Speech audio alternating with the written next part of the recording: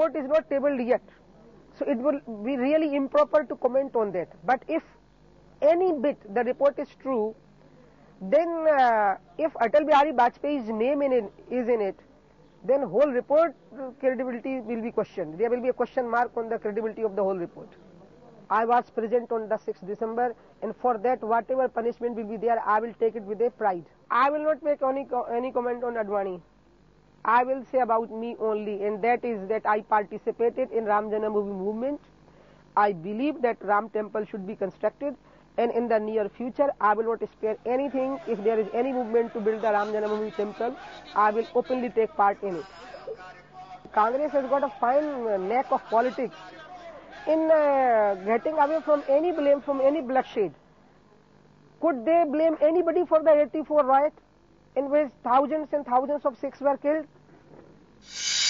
मैं सरकार से जानना चाहता हूं, अगर लीकेज रिपोर्ट हुई है तो कहां जब हुई है, और लीकेज जब हो ही गई है तो मैं भी चाहता हूं, इससे सहमत है नेता बदल से, कि तत्काल अभी सदन तब चाहिए जब रिपोर्ट यहां प्रस्ताव रखी जाए। गृहमंत्री अगर हैं तो तत्काल खड़े होकर के रिपोर्ट का बनाए, आज कल परसों इसी हफ्ते के अंदर रिपोर्ट इसमें रखी जाए। What we say is that there should be a full report placed on the table of the House. Okay. This is a leakage.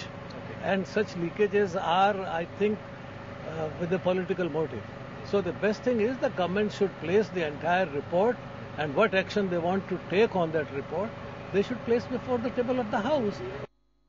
संसद के पटल पर प्रस्तुत किए बिना पहले जो लीकेज कराया गया है, मैं इसे मानता हूं कि यह संसद की अवमानना है। देखिए, इस संभावना को नकारा नहीं जा सकता है कि झारखंड चुनाव को ध्यान में रखते हुए ही यह लीकेज सरकार के द्वारा कराया गया है।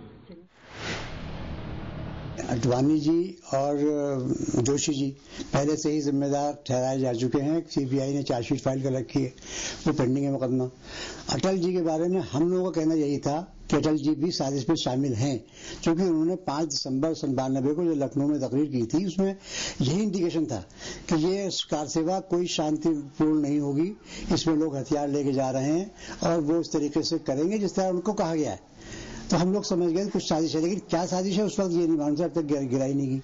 जब मस्जिद गिरा दी गई तो अंदाजा हो गया कि साजिश थी। हमारा आरोप है कि ये रिपोर्ट सरकार के अधिकृत सूत्रों के द्वारा लीक की गई है। सरकार इस लीक को दुर्भाग्यपूर्ण कहकर बरी होना चाहती है, मगर ये दुर्भाग्यपूर्ण नहीं है, ये शर्मनाक है।